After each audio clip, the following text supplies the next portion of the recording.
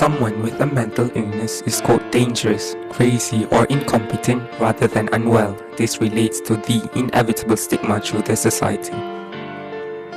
Stigma often involves inaccurate stereotypes. People with mental illness may be characterized as being more violent than the rest of society. A person with anxiety may be labeled as being cowardly rather than having an illness. People with depression may be told to snap out of it. People living with schizophrenia are incorrectly described as having a split personality. These are all examples of stigma against people with mental illness. So tell us a little bit about yourself. Alright, let's see. My name is Cassandra and I'm a full-time student in high school, and I've also recently been diagnosed with obsessive compulsive disorder, well known by everyone as OCD.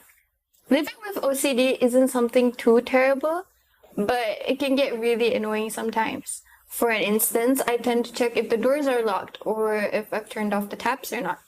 It's a constant thought that bugs someone. It feels like I have some sort of short-term memory or something.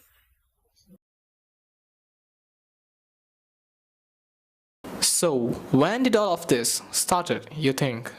Apparently, it started back when I was 9 years old. My parents saw that I have certain urges to keep things in order. Plus, I do inflict more dominance towards my sister that leads us into fighting. It's not the best quality. How did your friends and family react to it? Were they supportive with the situation or in the contrary? I love how supportive my family was in facing this toil. I'm truly blessed with a great and encouraging family, but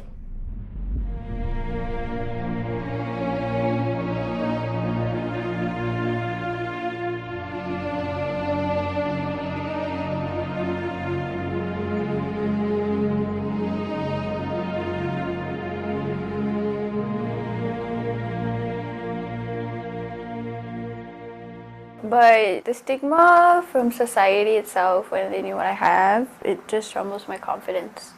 All of it just shatters into pieces, and I hate how that felt. The looks deprecating me and those itty-bitty questions like, are you okay? Is everything alright? Sometimes it does make me feel a little less than everyone else.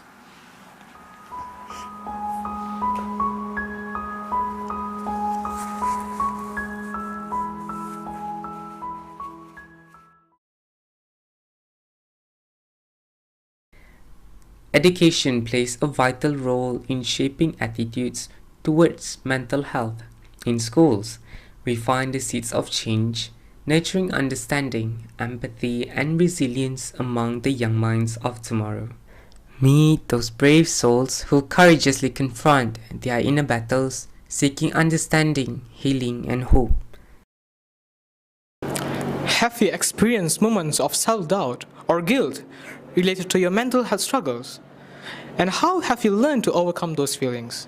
Society thinks people who have mental disorder or mental health issue, they're just crazy or over dramatic. Sometimes I even doubt myself, maybe I'm just too emotional and crave for attention.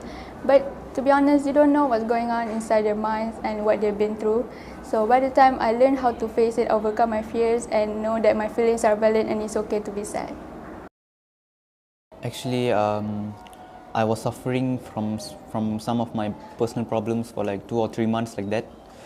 And the more I suffered, the more I had the thought like smoking will overcome all of my problems, and I started smoking, where I become a chain smoker in like just weeks like that. It was actually when I was 11 actually. I was living with my aunt. At that time in my life, my mother had problems with her health. She was a drug addict. She used meth nearly every week actually. Because of that, my dad left me. Sitting with my aunt, even though I had her, it was lonely.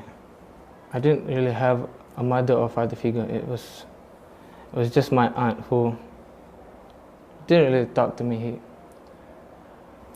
Even when I go to school, I just feel like so lonely, because at home I don't have a dad or a mom. I don't have a normal family like anyone else. It's just me and my thoughts. And when I go to school or any place where there's people, I only feel like I exist. Amidst the challenges, we find strength in unity. Witness the power of community support, where compassion and empathy create safe spaces for healing, recovery, and breaking down the walls of isolation. I started smoking a lot, and at one point my mother get to know about it. She burst out in tears, and that moment really changed me. Like, it changed the way I think. So everything's okay, just go forward and don't look back. And remember that you are never put in a position where you can never handle it. United in purpose, advocates rally for change on the global stage. They challenge stigma, demand equitable access to mental health resources, and envision a world where mental well-being is a top priority.